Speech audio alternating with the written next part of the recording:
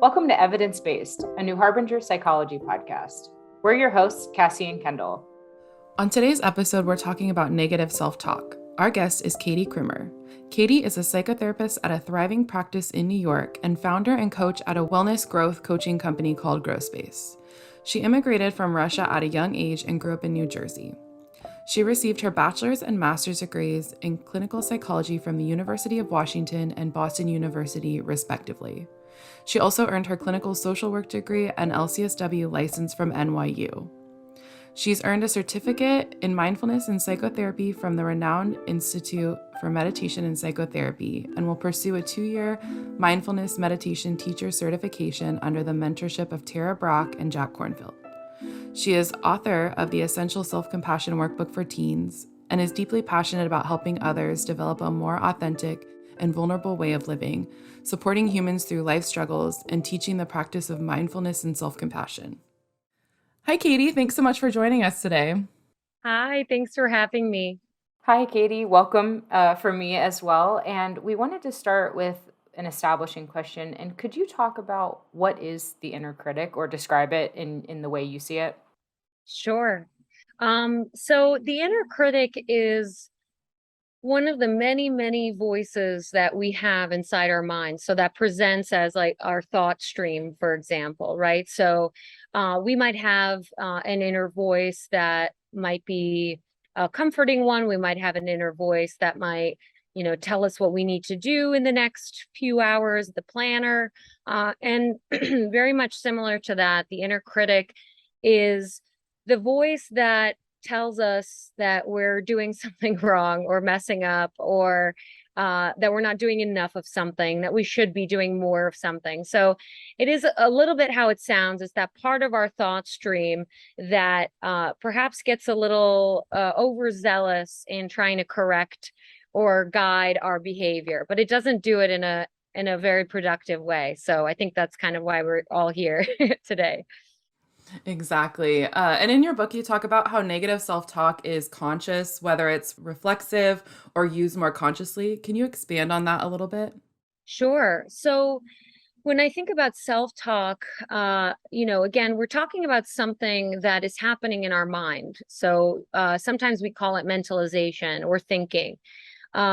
All the different mental processes that we have that go on internally, we have our thought stream, so our reflexive thoughts. So right now, if I looked around and I might, or I have a thought that I'm a little nervous, or I have a thought that there's a really nice tree outside, or it's still really hot, too hot for my personal comfort. So we have those more reflexive, just kind of naturally occurring thoughts. Those could function as self-talk depending on their content. So if my reflexive thought was that I feel a little nervous today, just me thinking that can be used as a kind of guide for myself. So if that comes up and I think to myself, okay, I'm a little nervous. Well, what can I now consciously choose as further self-talk? So I could theoretically go with what many humans do, which is to get stuck in that pattern of worry around, what am I going to sound like? Is this going to be an interesting podcast? Hasn't everybody heard about this stuff before? Which, yes, those thoughts do come around. But depending on that choice that I make, which is a huge part of the book and just a huge part of the way that I think about empowering oneself to change that relationship to the inner critic, it's so important that I get to know I can choose how I now respond to that thought about nervousness. Does that make sense? Definitely. And as we're talking about negative self-talk, I wanted to ask you about negative bias and how that plays a role into negative self-talk. Sure. So I think it's really important whenever I talk to folks about how their brain functions. A lot of people come in and, on top of already having their really loud inner critic, they are also really critical about their inner critic. And one of the first things that I like to talk about is how our brain has really developed, or frankly, how some portions of our brain haven't really developed over thousands of years of human beings having a brain. So the negativity bias is really a concept that we can say kind of began in a sense when our brain developed its fight or flight, freeze, fold, fawn center. So our amygdala, which some folks know as kind of the fear center, the center that lights up when we need to be paying attention to something in our environment, right? So in the past, thousands of years ago, that center lit up because we heard a rustling in the bushes. We needed to get, our families up and moving if flight is what we wanted to do, or we need to get our spears or whatever appropriate, weaponry of choice was back then. We didn't really have, as far as we know, a lot of what we would think of now as psychological and emotional threat. And so over years of evolution, survival has been maintained essentially, and why we are where we are today, because humans and human brains have found a way to stay alive. So the negativity bias today is really that ancient part of our brain that hasn't necessarily developed a way to deal with emotional and psychological threat that is different from the way that it used to deal with it thousands of years ago. So that means that when we receive information, whether visually or auditory, that it's still being filtered right through that part of our brain to some extent. And to learn how to not have it immediately either be filtered through that or to change our relationship to kind of the information that comes out, that is kind of also what we're talking about today. So that negativity bias is really a human's tendency to see what's negative, to focus on what's negative, to ruminate on it. So get stuck in thought cycles about it. And it's very much related to that ancient part of our brain. So what we're trying to do is, when we're talking about rewiring the brain, we're really thinking, okay, what are these new ways in which we can teach that little amygdala, that little fight or flight center, okay, maybe these 10 things we don't actually need to filter anything negative through. Maybe we actually just need to see things for how they are, that we're not actually in any, perceivable danger when those things occur, because it's not a lion coming at us. It's some failures and some uncomfortable thoughts and, some wacky emotions, but all things that ultimately we can absolutely survive. It's funny because I was notorious in school, like big perfectionist, had to get straight A's. And I would literally tell myself, no matter how much I prepared for a test, I would literally go into a test and be like, I'm going to fail. And then I would be like nicely surprised when I got a good grade. Like it was like low expectations. Absolutely. I mean, that is also another, a very clever and interesting approach. I relate.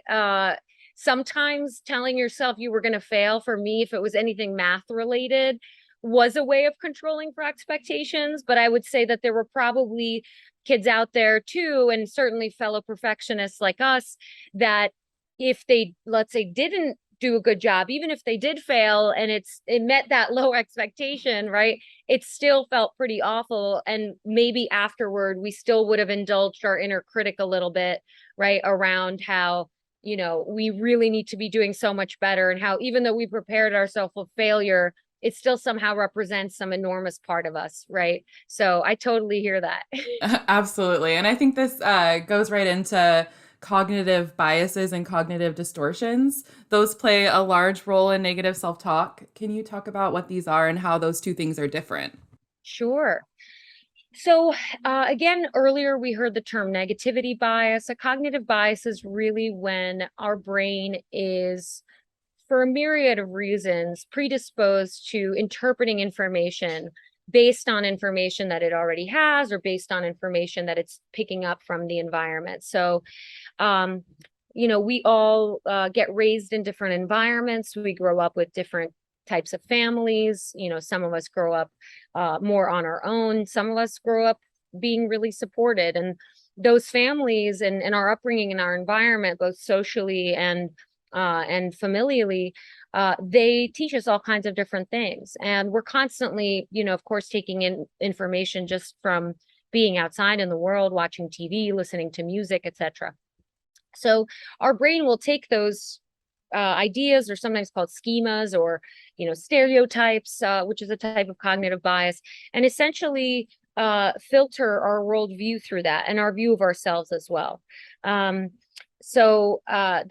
That's the cognitive bias. A cognitive distortion is what I like to call in my sessions funky thinking. Sometimes I call it that because sometimes flawed or cognitive distortion is, it's a little too clinical sounding, and people tend to relate to like, funky or crummy thoughts or some version of that I used and put in the title of the book. So those are really a collection of thoughts that are in some capacity flawed. So for example, they may not actually stand the test of reality testing. So if I were to ask myself, is there evidence for this thought, or what is the evidence for this thought? So for example, let's say I go into, I like your exam example. So we'll just go with that. Let's say I'm headed into an exam in college. It's a class that I'm, pretty nervous about. And, but generally speaking, I've done quite well in it. I mean, I get really nervous because let's say it's psychology related, so it's really important to me. But by the time that I'm kind of headed in, my inner kind of thinking is reflecting, that of me going into a math class. So I'm going to fail. I didn't study enough. What if I go and do this and I can't become a therapist or, psychological extraordinaire of some kind? So those would be filed into a series we would call cognitive distortion. So if I were to, let's say, be put on the spot and someone were to say, okay, well, your thought is that you're going to fail. Well, what kind of evidence do you have for that thought or against that thought? And, without going into it, you could imagine that I might have a little bit of trouble finding the evidence of, let's say I haven't failed or I haven't done, very poorly. Now, of course, and opens up a whole can of worms, but because most of us are so used to indulging that inner critic or, hanging out with them, if, that's the way I like to call it, is like, okay, you're hanging out with your inner critic a little too much. They're feeding you a little too much information. Let's say, we've got a person who is really, really fused with or like attached to that way of talking to themselves. Yeah, they might start to try to poke holes. And that's what our brain does too, by the way. In the way of cognitive distortions, we're really talking about thoughts for which we either have very little evidence for, or even if we have some evidence, there will actually also be evidence against that thought if we were to spend a little bit of time with it, if that makes sense. And I'm happy to elaborate on that as well. Obviously, negative self-talk is the conversation of the hour. But I know that we have a lot of different negative thoughts that come into our head, or the kind of that banter of self-talk. Could you talk about the different categories of negative self-talk and kind of how they affect us differently? Let's say I would like to start up a hobby that I did back in high school. So I'm 32 years old, so that feels like a gajillion years ago.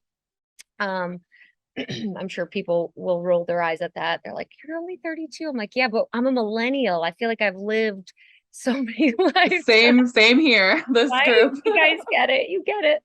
So let's say that I want to start up a hobby again. So I loved musical theater when I was in high school, and I just really didn't have the time, unfortunately, or even just the bandwidth to continue it in too many ways as I grew up and did all my, fun and not so fun adult things.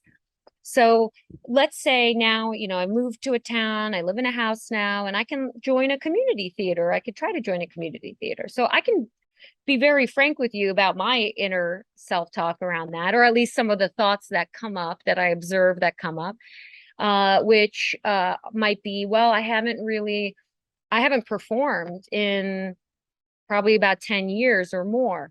Okay. So that would be an example of a bit of self-talk, or even just like a thought that you access that is in some capacity grounded in reality. Like it is true that I haven't performed in 10 years.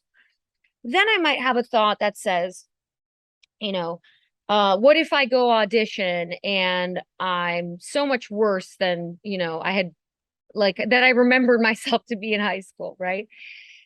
That one I would say it could be something like seemingly grounded in reality. So, for example, if I'm known to have fairly realistic appraisals, right, of my thoughts. So, what does that mean? I can take my thought and I can say, it is true that I had a lead role in my senior year, but it's also true that in my freshman year, I auditioned and had to like basically hang out in the back wearing a really ugly dress. Both of those things are true. I haven't really performed in those 10 years. And so upon taking myself through those thoughts, me saying, well, what if I'm a lot worse? Theoretically could be plausible, right? Does that make sense? So especially when things are theoretically plausible, which for many people, as I was starting to speak on earlier, they can find little loopholes when attempting to find new ways of talking to themselves by going, hey, look at this statement, look at this, actually this is kind of true, I auditioned and I didn't get those parts, or I took the math tests and I pretty much got a C or failed on every single one. Not quite that bad, but it was pretty bad.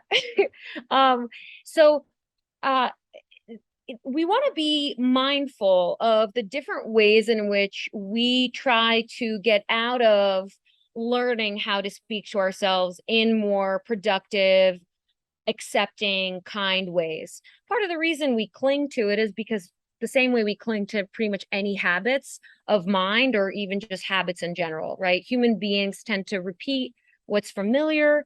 It takes a lot less cognitive load to do that. And things that have seemed to work or seem to have been protective in some capacity, or have been protective in some capacity. So it's hard to let those things go. And so I thought it was really important to call our minds out on the different categories of the ways that our brain can give us information, both from completely unrealistic. So I'm going to go and everyone's going to laugh at me, because, and no one's laughed at me, at least while performing, or at least that I knew of, which is fine. We'll go with that.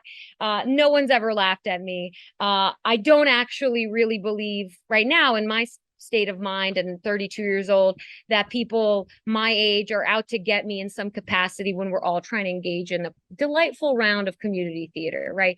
So we could have those completely unrealistic thoughts that, hopefully we can poke very few holes in. And then we have those seemingly grounded ones, like I mentioned earlier. And then we have ones that are very much grounded in reality.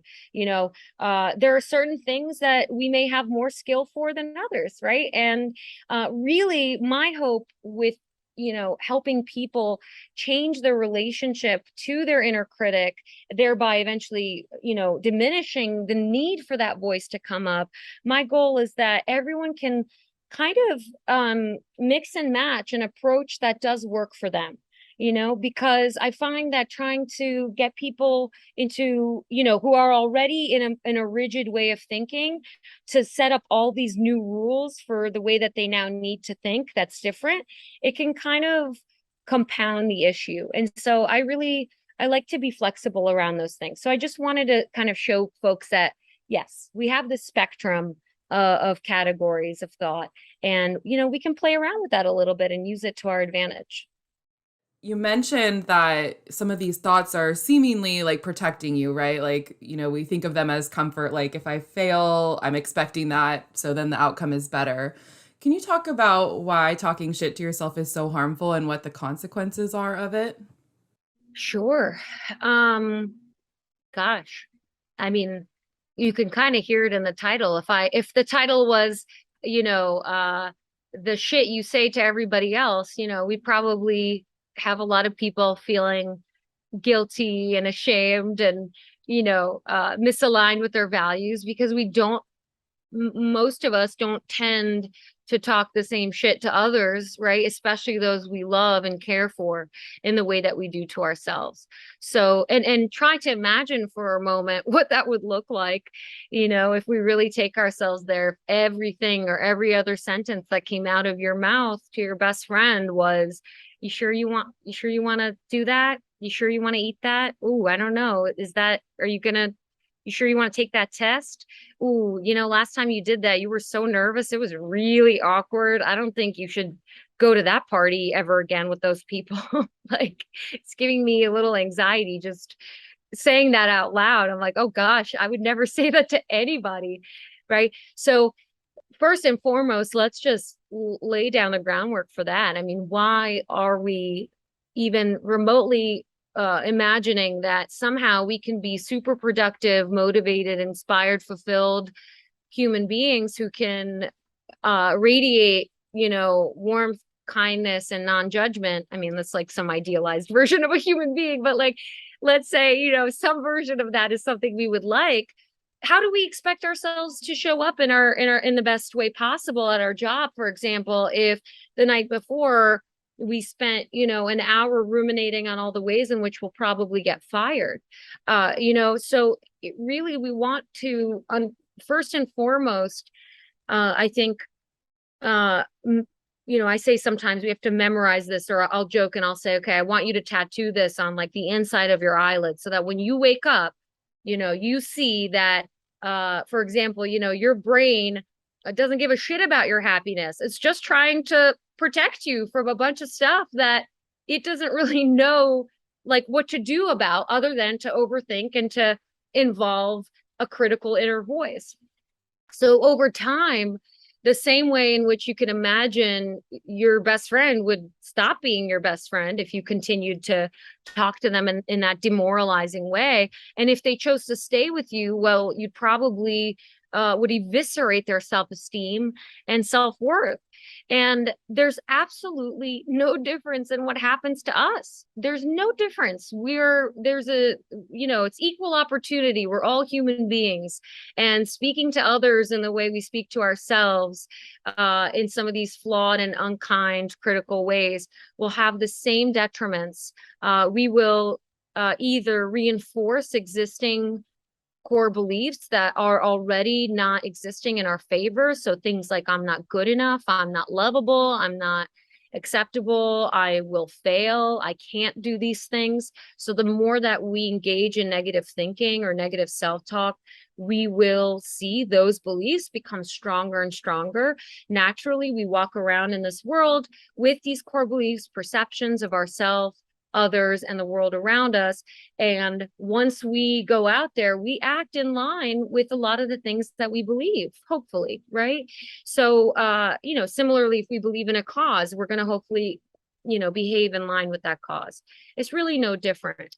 And the brain, unfortunately offers us this really nifty little thing called cognitive dissonance, which I'm sure you guys have heard of before, right? Which is where our cognition, our thinking, doesn't align in some way with our behaviors, and it will find a way to mitigate that. So if you really are in a state where you believe all these, crummy things about yourself, and you continue to repeat them throughout your lifetime, it will become often harder to change those behaviors, because if you start to change behaviors and they don't align with that negative core belief, your mind will try to alleviate that tension between the two. So you'll either continue behaving, and let's say you procrastinate a lot, and that's because you're a perfectionist and you're too afraid to get started, because then you'll have to confront how awful you truly are.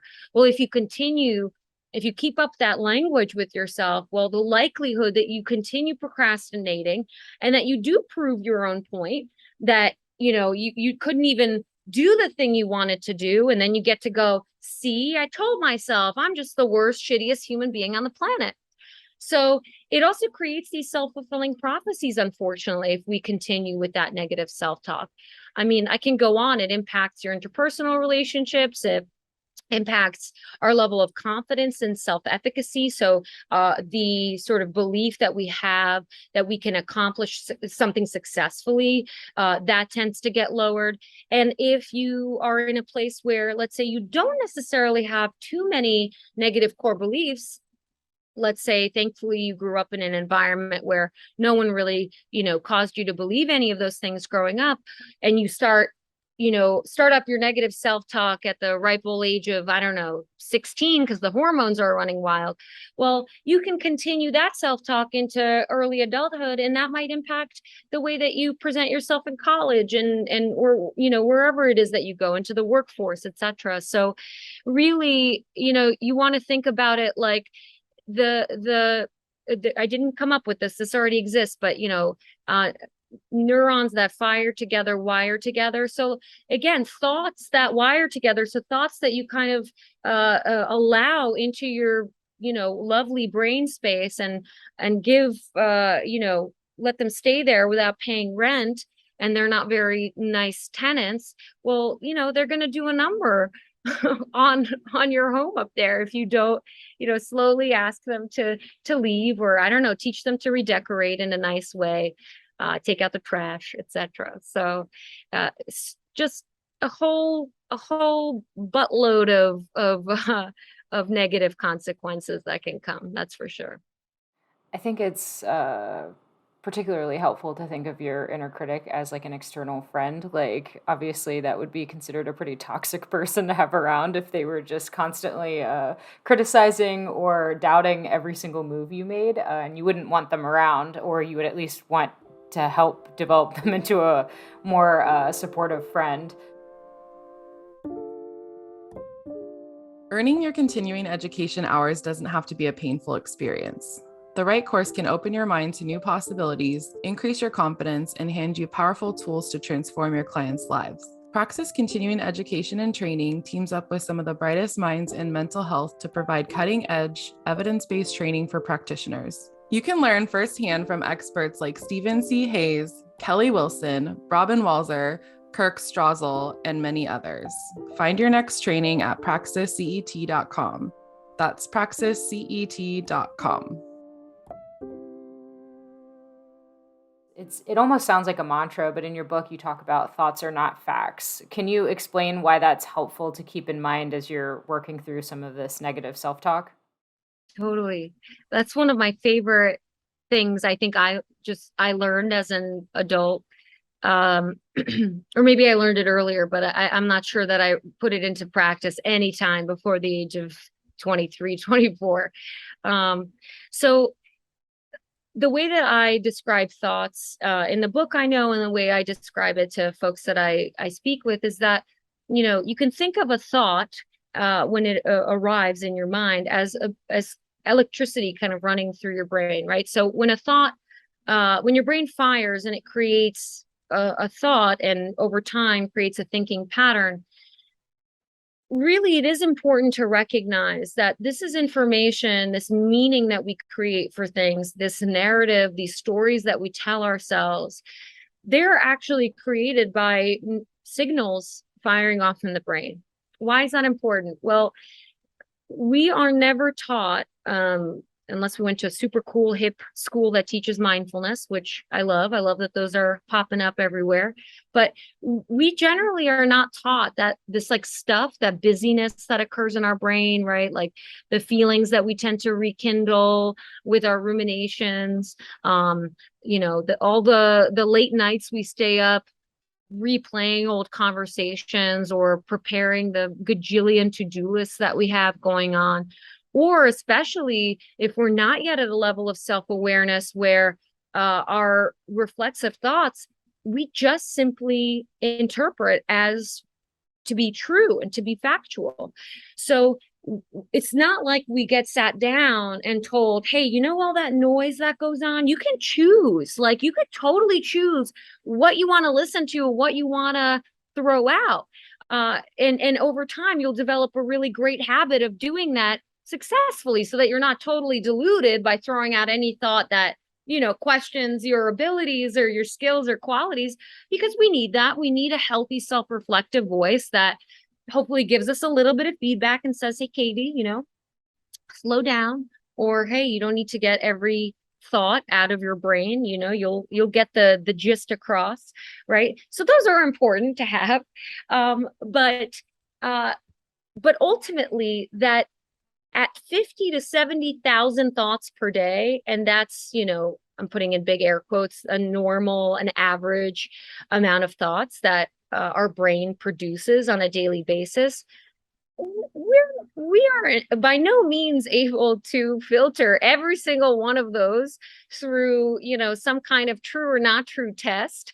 And we don't even realize it. Sometimes we'll have a thought like, I have like a bunch of tall trees in our yard, and I think to myself, what would it look like at the top of that tree? Okay, well, I'm a little bit afraid of heights, so I'm probably not going to climb that tree, right? So that thought is not something I'm going to take, at face value and just do what it tells me to do, because I'm able to filter it through kind of other informational systems, and have an output where I decide, what, I don't think I'm going to climb that tree, but I'm sure it looks really nice up top there. I'll ask one of the cute little birds that, flies up there all the time. Right.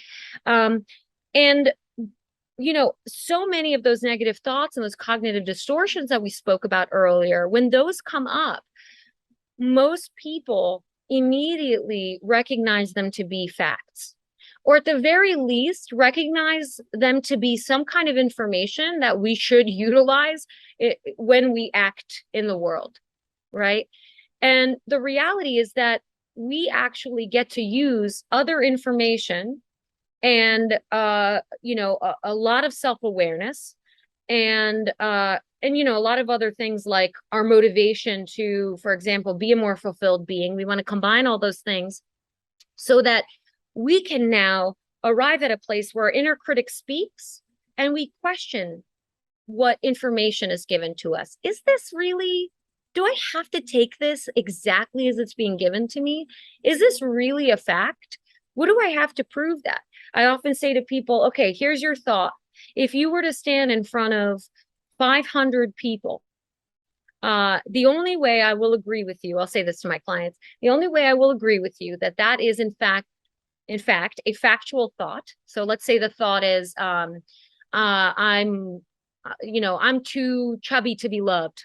Okay. Body image consciousness. I would say, okay, you have to stand in front of 500 people. And that thought, as you present it to each person, at the end of all of that, it has to be 100% true, 100% of the time. If that thought is not 100% true 100% of the time, if it's not observable, right? So if I got an F on a test, I could show you we can argue that that's factual, right? We won't get into the philosophical nature of it, because then I start poking holes in my own theories. I'm like, is this a cup? Is this a piece of paper? But to all of those of us living, here on planet Earth, which sometimes I leave personally sometimes, but so let's say that that's the thought, that I'm too ugly to be loved or what have you. If you stood in front of 500 people from all over the universe, I could nearly guarantee you that, I don't know what the percentage is, but it certainly wouldn't be that 100% of those people, or 100% of any 500 people put in front of you 100% of the time would say, yes, in fact, you are pretty ugly. And because you're pretty ugly, you're also not lovable. Yeah, I don't think so. And imagine, and listen, I will tell my clients, I said, if you can get me those people, if you can even get me 10 people who will say that to you, record it, and sit through what are they called? What are they called? The lying test? A polygraph test. That's what it's called. If they can sit through a polygraph test, then fine. I was like, then I will agree with you that you are in fact too ugly to be loved, but I have a feeling that you're not going to be able to come through on that for me. So that's kind of the little shortcut that I like to think about when asking, is this thought a fact? But in general, my kind of general advice to everyone is, it doesn't have to be factual if it's something that's harming you, and if it does speak truth in some capacity, there are other ways in which you can interpret that bit of information, that thought, that can lead you to healthier self-talk and a healthier self-image, for sure. So thoughts are not facts. They're electricity. I like that. And I think for someone with negative self-talk, there's an easy thought pattern to say, I'm just a negative person. And you debunk that in your book. But I wondered, for someone with this negative self-talk, even starting might seem daunting. Like, how can I flip the script in my head if I am this negative person? Can you talk about like a small first step that someone can take? Yeah, it's a great question. This is where I sometimes struggle because there are lots of little steps actually. So maybe it doesn't have to be a struggle.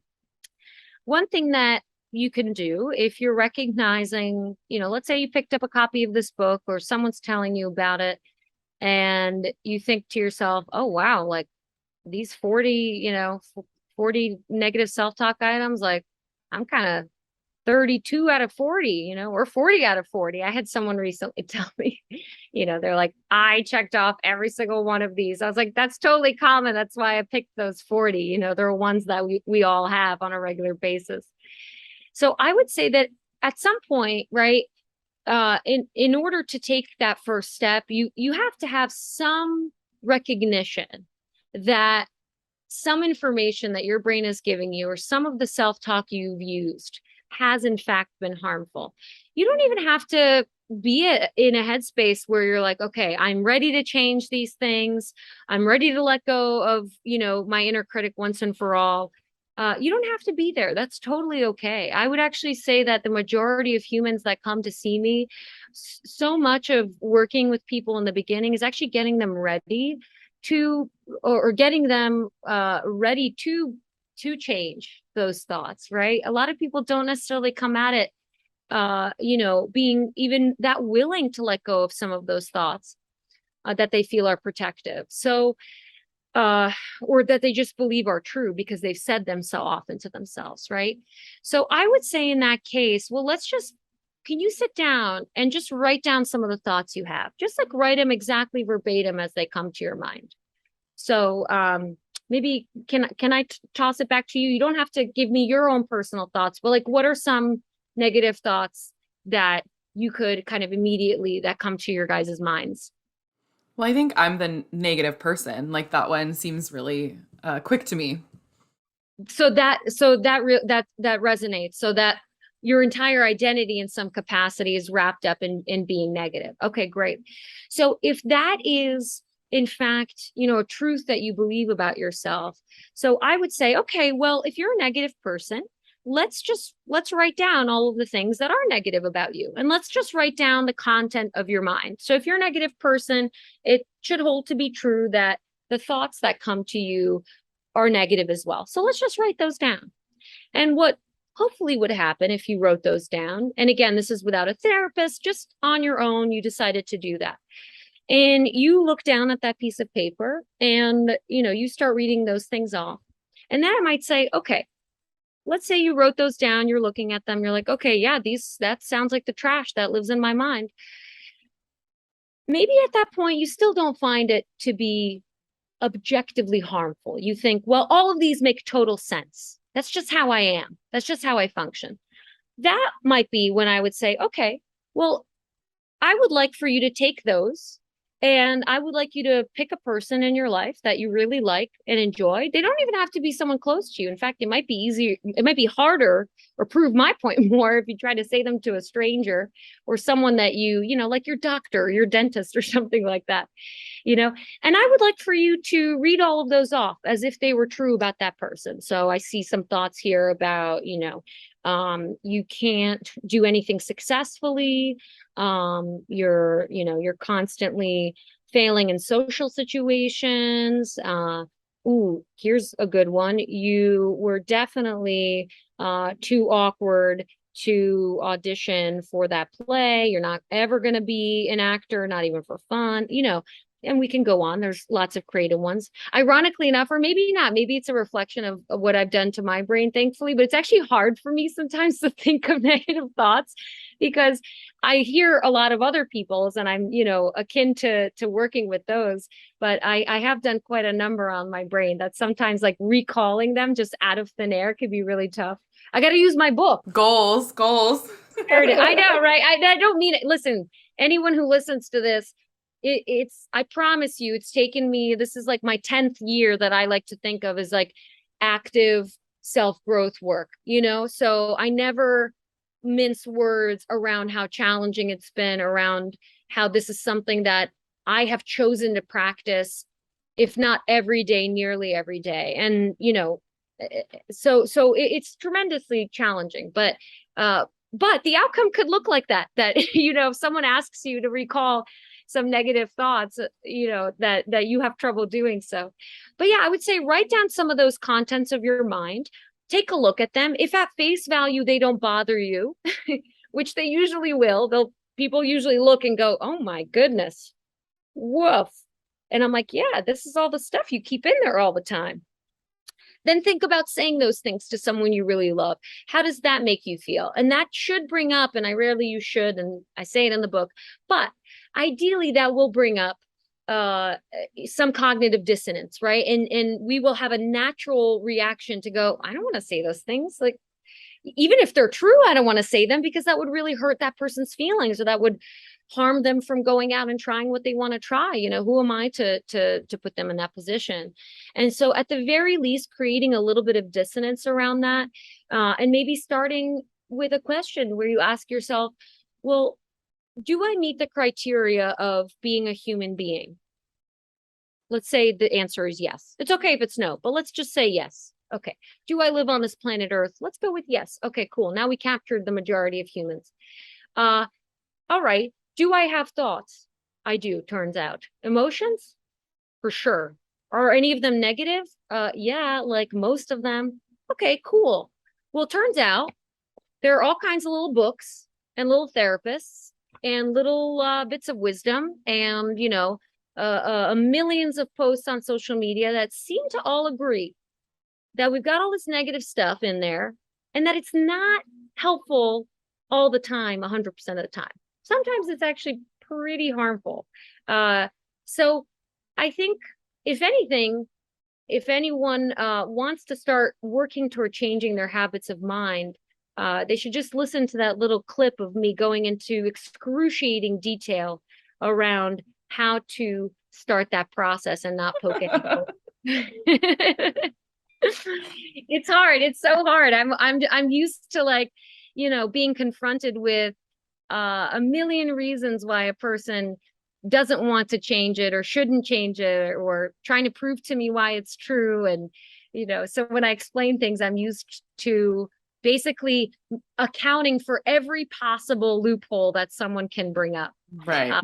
But honestly, at the end of the day, I think if you write those things down, you take a look at them, and you're a reasonable human who wants to see something change or feel better in their life, you're gonna see that the content of your mind pretty much dictates so much of what will happen in your life. That's how you direct your behavior. That's how we orient our behavior, and for better or for worse. So yeah, if you see that the main content is not so cute, I think you'll probably get a good cue. It's time to do something about it. Yeah, I imagine looking at the list of my negative thoughts and being like, yeah, that one's a classic, or a repeat offender there. Absolutely. And as I think about even like my own personal negative thoughts, one thing I think we can't have this conversation without talking about is comparison being such a big negative thought driver in our lives. Can you talk a little bit about, first, in the problem sense of like how damaging and unhealthy it can be to compare, and then maybe moving towards like a solution of how to kind of stay in our own lane on the self-growth and stop looking externally? Totally. Yeah, I mean, comparison is gnarly, especially in social media day and age, certainly. I mean, my fellow millennials, you know that we were sort of on the cusp. We saw the before and the after a little bit, right? Our AIM conversations, MySpace and stuff. So I still remember those days. I still remember to some extent what it was like not to stress, or not to see everyone's, entire life calendar be posted up on social media. Which, by the way, fosters a really natural human behavior to compare. So let's make sure that we're not demonizing comparison, because actually, in the research on comparison, like in the psychology of comparison, social comparison can be used in a helpful way. So, for example, if someone's listening to this and they think, oh, wow, Katie, has gotten to a place where she doesn't have that many negative thoughts readily available to her. That's pretty cool. I'm definitely not like that. I'd like to be a little more like that. What can I do to get there? That would be a great example of, I think it's called upward social comparison. I could be wrong. Please don't quote me on that. Similarly, there's downward social comparison, which is a little more, it could have a little bit more of a, like, I suppose, narcissistic edge to it if you use it in the wrong way. And that would look like, oh, they don't have what I have. Like, thank goodness I have that, But you could use that in a way to foster gratitude as well. So let's just kind of recognize that comparison, when used appropriately, can actually have some pretty awesome effects, especially that first one I talk about. That's one of my favorites. Choose a person in your life that you really look up to, and ask yourself, what is it that you can do? What steps you can take to get to that place, or to get to some version of that. And again, the self-talk, right? As you do that comparison, that's really what ends up mattering.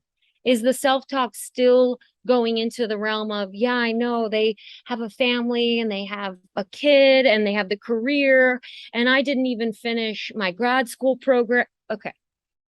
If that's where we're devolving to, then we need to take a few steps back. And that's when we really talk about, some of the negative impacts of comparison. It's totally normal for a human being to look at another person who looks like them, sounds like them, speaks like them, etc., and to naturally wonder in what ways are we alike and in what ways are we different.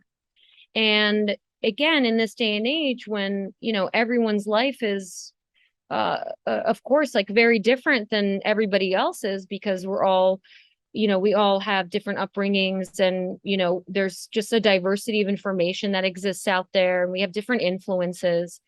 It would be unreasonable to say, okay, just look down, don't compare yourself. So what I would say is that comparison becomes harmful when you use it to devalue yourself or to devalue, let's say, others.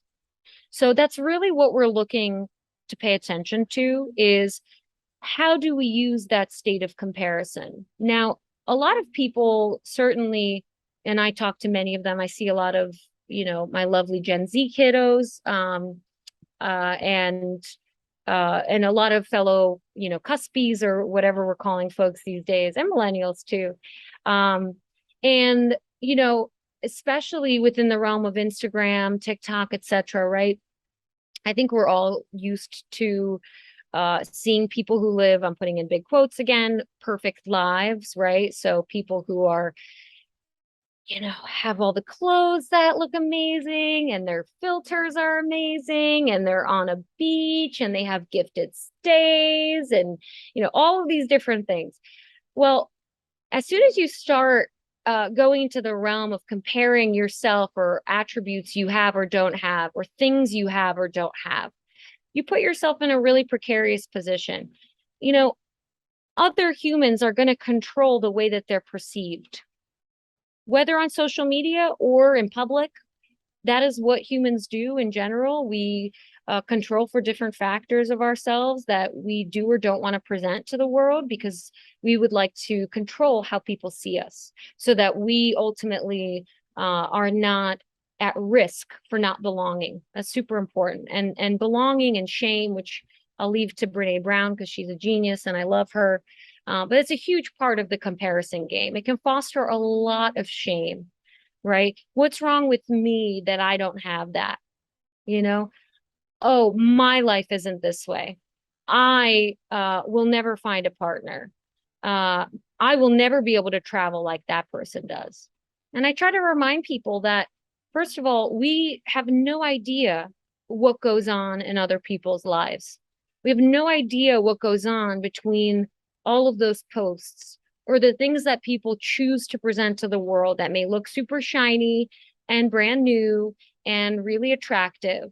And the only people who really do know, the inner musings of those people and the truth behind the scenes, I joke, are often therapists. So I like to tell people that I have worked with a ton of creatives and creatives in the public eye as well, who, uh, you might be shocked to hear the types of things that they feel about themselves, why they did or didn't post that thing, the train of thought that enters their mind every single time they look at other people's Instagrams, possibly yours, even though yours is like a picture of a corn on the cob, like, in a blurry photo of, like a churro that you had last night, like that at least that's how I picture my Instagram these days. Although mine is more curated than I'd like to admit, but I'm always happy to admit that too, by the way.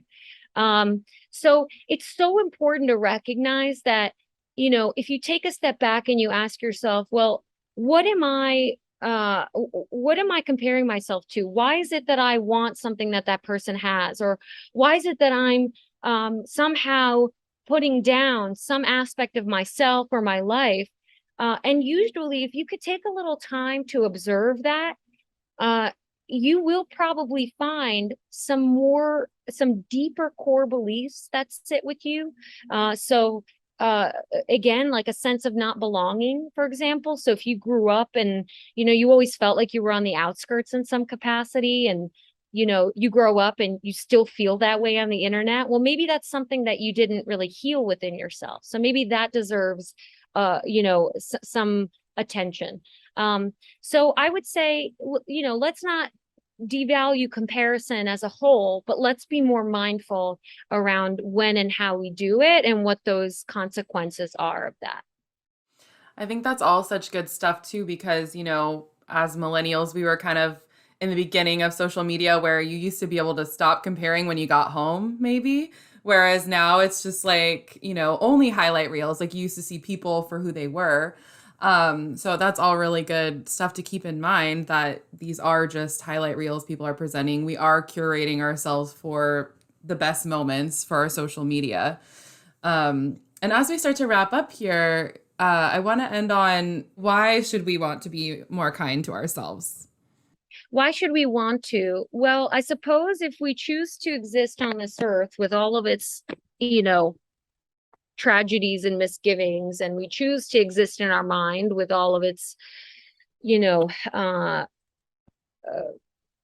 crummy thoughts and overwhelming feelings, if we choose to live this life, then we'd want to be able to shape to some extent how that turns out, right? I mean, a lot of things are out of our control, but we have this, I think, like pretty glorious opportunity to develop a superpower. And I think it is 1000% a superpower to be able to, first and foremost, accept ourselves. So in the beginning, we don't have to necessarily like or love something in order to accept it. We just have to acknowledge it as being true.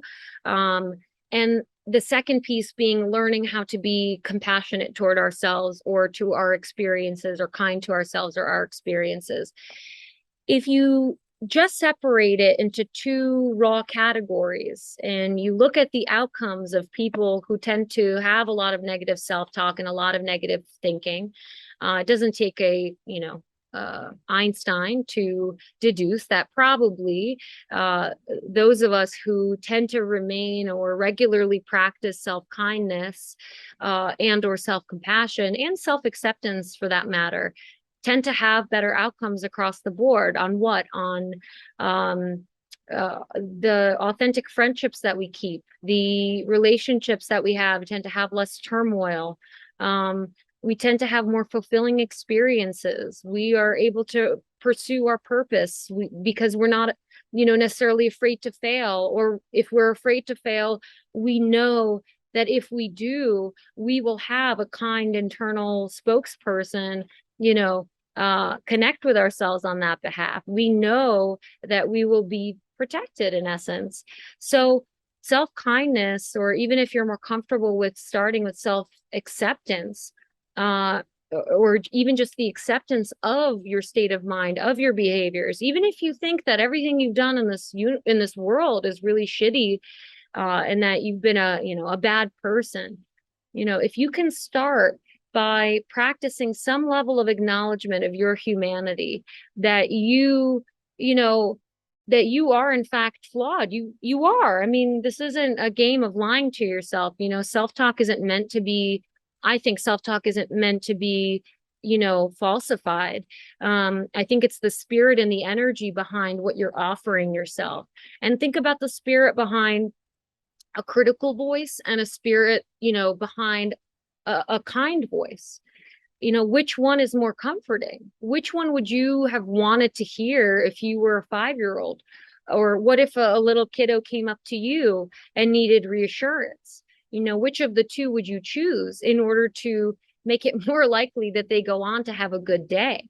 So even just starting by asking yourself, will self-kindness or self-criticism make the next 10 minutes a little bit sweeter, a little bit easier, a little bit less stressful? Which one?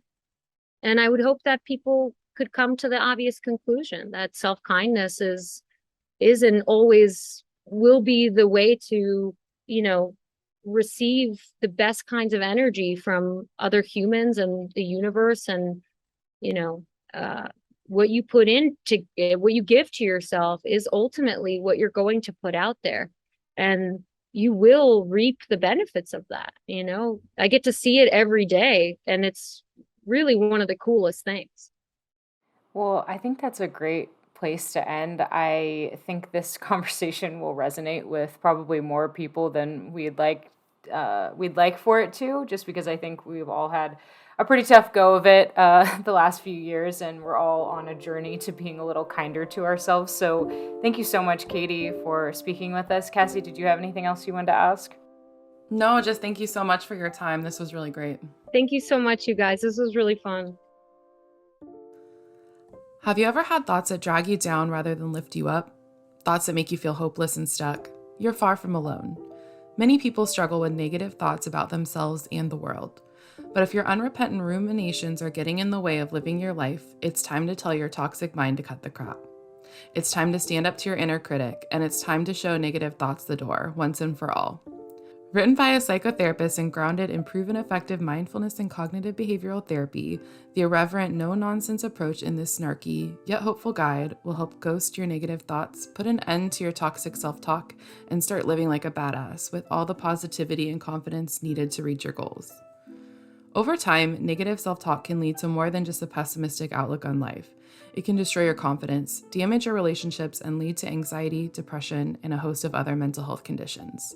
It's time to say enough. This little book will give you the tools and the courage you need to tell your toxic mind to fuck off for good. Visit our website at www.newharbinger.com and use coupon code podcast25 to receive 25% off your entire order.